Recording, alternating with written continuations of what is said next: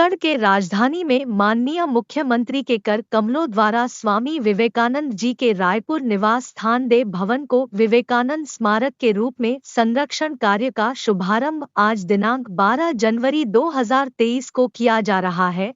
इस अवसर पर स्वामी विवेकानंद जहां पर आकर ठहरा करते थे, उनका प्रवास जहां था, उस देव भवन को माननीय मुख्यमंत्री जी आज भूमि पूजन कर वे गांधी मैदान मंच से जन समुदाय को संबोधित करेंगे और स्वामी विवेकानंद की स्मृति को सहेजने के लिए देव भवन को 4 करोड़ रुपए की लागत से विवेकानंद स्मारक के रूप विकसित किया जाएगा। देव भवन में संचालित स्कूल के लिए पृथक से लगभग 2.5 करोड़ की लागत से भवन निर्मित किया गया है। नरेंद्र को स्वामी विवेकानंद बनाने में रायपुर का बड़ा योगदान है। उन्होंने अपने जीवन की किशोरावस्था 12 वर्ष से 14 वर्ष का समय रायपुर में बिताया। स्वामी विवेकानंद की स्मृतियों को सहेजने रायपुर के एयरपोर्ट का नामकरण स्वामी विवेकानंद के नाम पर किया गया है। स्वामी विवेकानंद जी के विचारों ने संपूर्ण समाज को एक नई दिशा दी। उन्होंने देश दुनिया को मानव जाति की सेवा का मार्ग दिखाया। स्वामी जी ने युवाओं को उठो,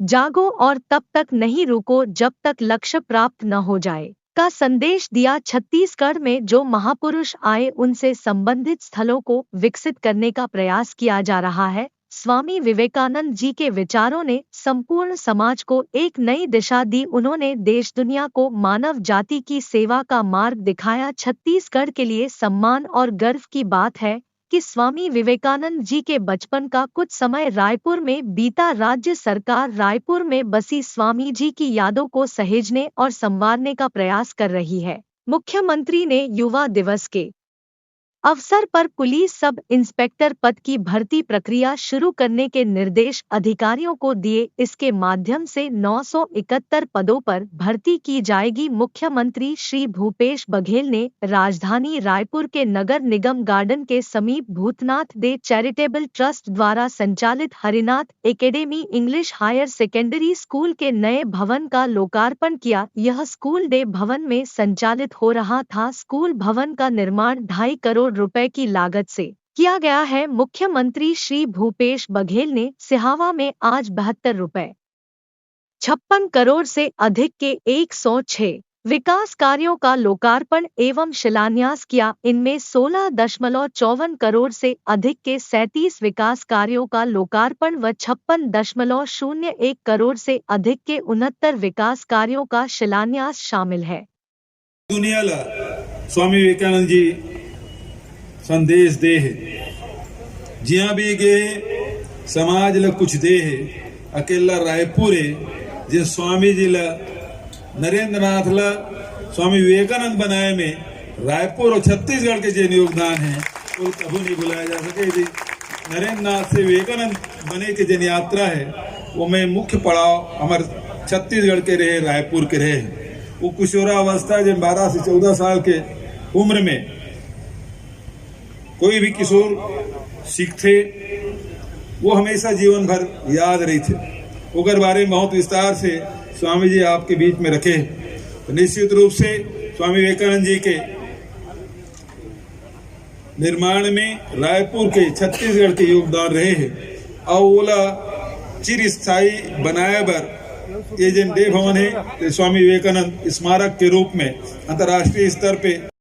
दर्शकों, मैं वो दृश्य आपको दिखाना चाहूँगा कि बूढ़ापाड़ा क्षेत्र में जो स्वामी विवेकानंद जो प्रवास करते थे वो जगह स्थान दिखाना चाहूँगा कि जहाँ पे वो अधिक समय जो है यहाँ व्यतीत करते थे। मैं कैमरामैन से कहूँगा कि वो अंदर आए और वो स्थिति जो जहाँ पे स्वामी विवेकानंद जी आकर के प्रवास में थे वो जो दृश्य है, ये इस छोटा सा ये कमरा है और यहाँ पे आकर के जो पलंग दिख रहा है, ये जो पलंग पे ये विश्राम किया करते थे और अंदर और भी कमरे हैं।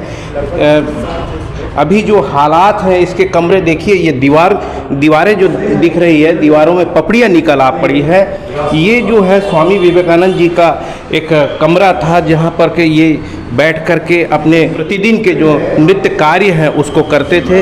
यहाँ पे देखिए, ये ऊपर का जो हिस्सा दिखाने की कोशिश कर रहा हूँ मैं कि यहाँ पे जो है पुराने ज़माने में जिस प्रकार के निर्माण हुआ करते थे, यहाँ पे मैार लगे हुए हैं और ये जो दरवाजे भी आप देख पा रहे हैं जिस प्रकार से जो दरवाज़ा उसी अवस्था में है जिस अवस्था में स्वामी विवेकानंद जिस समय रहते थे।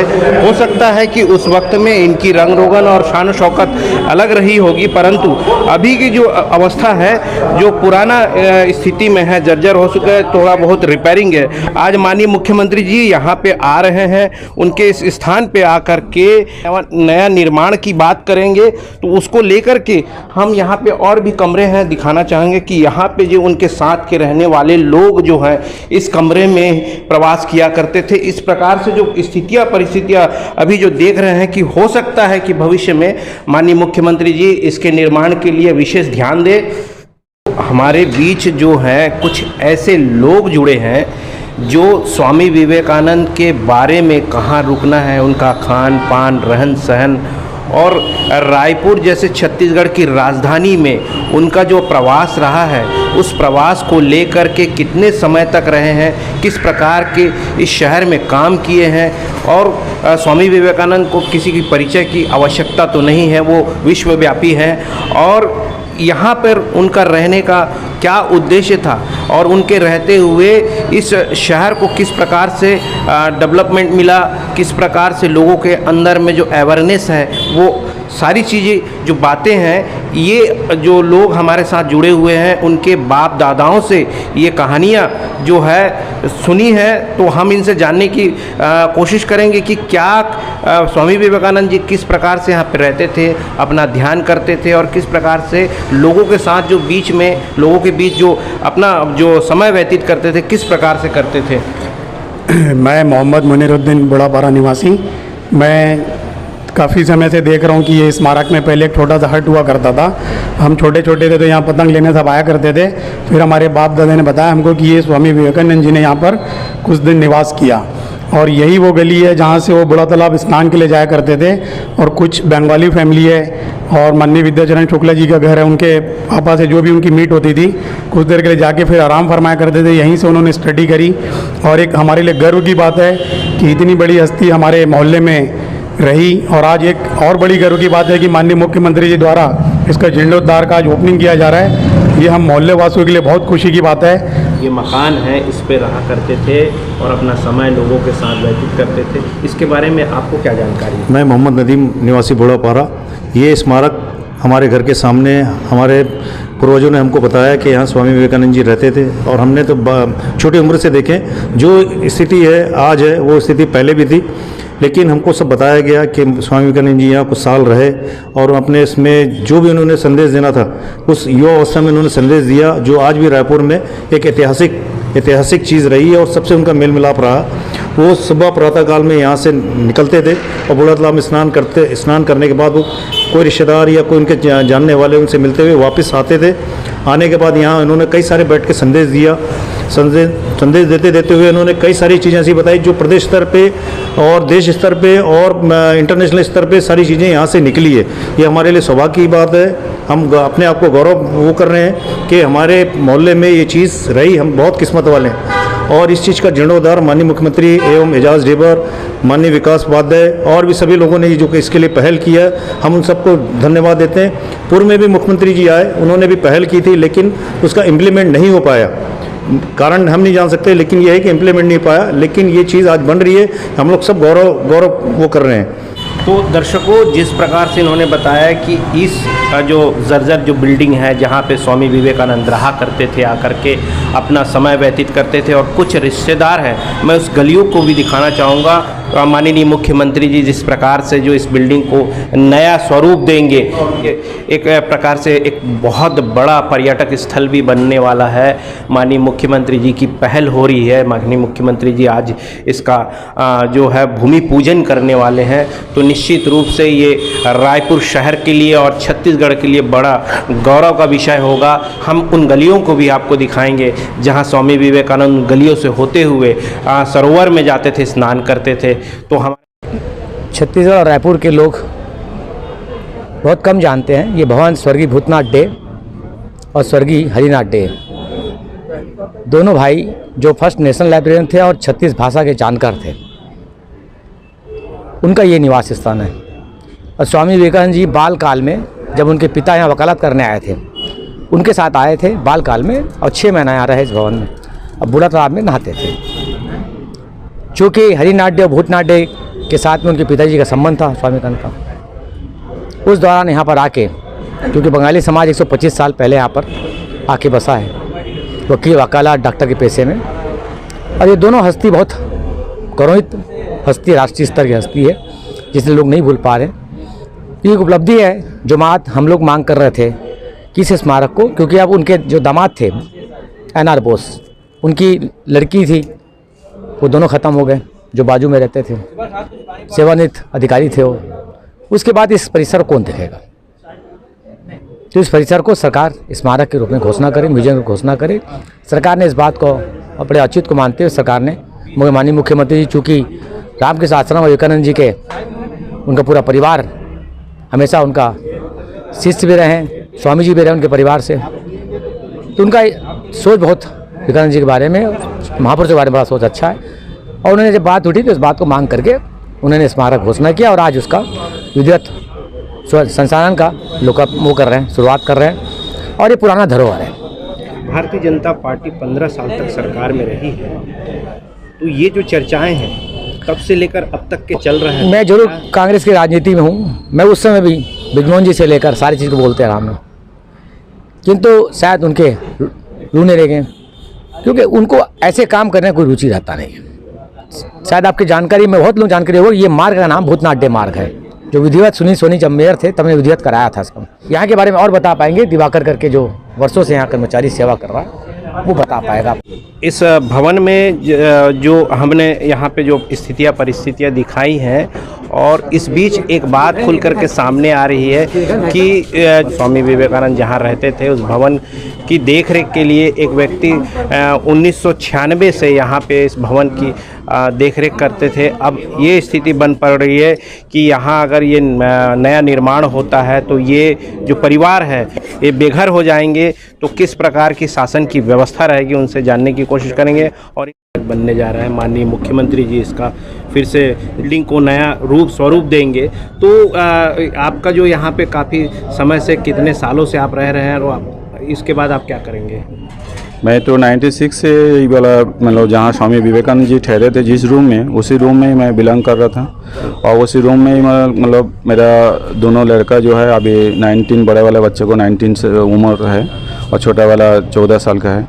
तो मैं यहीं पे मैं रहा हूँ और मैं ये चाह रहा था जो इसी भवन में अगर मेरा कुछ व्यवस्था हो जाए, सरकार द्वारा ये निवेदन, उनका पास यही निवेदन करता हूँ हाथ जोड़ के, जो मेरा आखिरी इच्छा यही है जो स्वामी विवेकानंद जहाँ पे ठहरे और उसी भवन में स्मारक बन रहा है और इसका मैं इतना धरोहर को संभाल के रखे थे, तो मेरा यहीं पे अगर कोई रहने का व्यवस्था तो करा दे तो मैं बहुत गर्वित महसूस करूँगा। मतलब स्वामी विवेकानंद की याद से आप दूर नहीं होना चाहिए? जी जी, मैं यही चाह रहा हूँ, ये भवन में मेरा बड़ा लड़का जो है सुधीर माली, वो भी मतलब बहुत दुखी है। उससे ज़्यादा तो दुखी मैं हूँ जो आज 30 साल 27 साल यहीं बिताया हूँ और इतना महान व्यक्ति को रूम में ही मैं बिताया हूँ। तो मैं चाहता हूँ यहीं पे अगर मेरा कोई व्यवस्था हो जाए तो मैं बहुत खुशी रहूँगा। मैं दिवाकर माली और मैं यहीं पे भूतनाट्य चैरिटेबल ट्रस्ट और हरिनाथ एकेडमी स्कूल का केयर टेकर,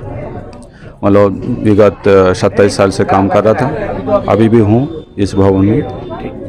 अब जो है छत्तीसगढ़ में माननीय मुख्यमंत्री जी ने ये राज्य के लोगों को विश्वास दिलाया है कि ये जो स्मारक, एक नया स्मारक बनने जा रहा है, पुराना जर्जर मकान, तो वो किस प्रकार से, आप सांस्कृतिक मंत्री हैं और उसमें क्या विशेष हो सकता है? छत्तीसगढ़ में माननीय मुख्यमंत्री जी यहाँ की संस्कृति, यहाँ के पुरातत्व, यहाँ के जो छत्तीसगढ़ की हमारी पुरानी धरोहर है उसको सहेजने का काम, उसको संवारने का काम वो बखूबी कर रहे हैं। और उन्हीं के निर्देश पे आज स्वामी विवेकानंद जी के जहाँ पर रुके थे इसको स्मारक के रूप में आज हम उसको स्थापित कर रहे हैं।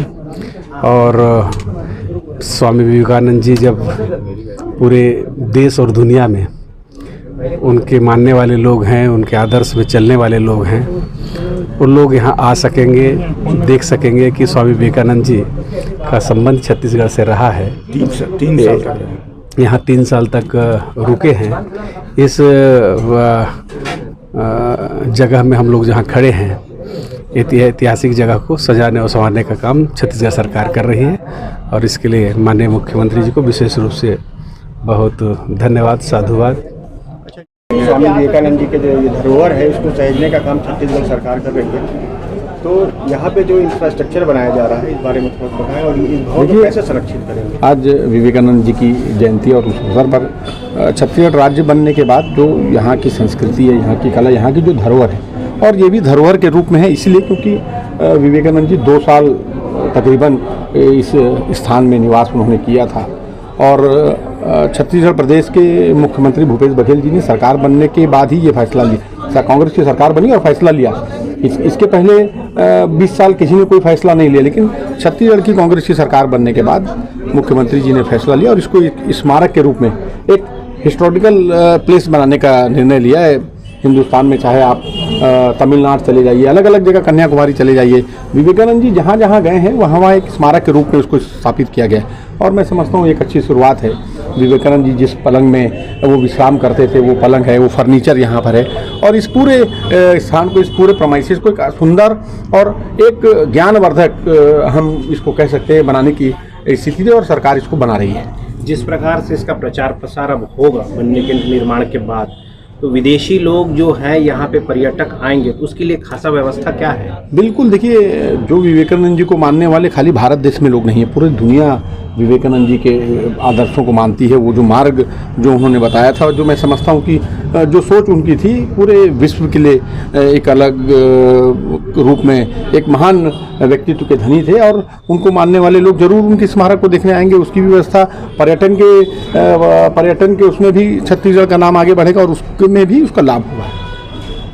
भवन को नवनिर्मित करने का माननीय मुख्यमंत्री जी संकल्प लिए हैं, तो इसके लिए जो पर्यटक बाहर से आएंगे उसके लिए क्या व्यवस्था है? देखिए, जिस तरीके से इसको स्मारक घोषित किया गया और क्यों ना हो, यहाँ पर स्वामी विवेकानंद जी यहाँ इस घर में खुद रहे हैं और जिस तरीके से अभी मुझे पता चला कि सबसे ज़्यादा उन्होंने अपने जीवन का जो समय बिताया है वो रायपुर में 2 साल गुजारा है, तो ज़रूर ये जब इसको स्मारक के रूप में बनाया जाएगा तो इसको पर्यटन जो लोग आएंगे बाहर से उनके लिए भी आजू बाजू कहीं अच्छी व्यवस्था की जाएगी, आसपास में कहीं व्यवस्था की जाएगी।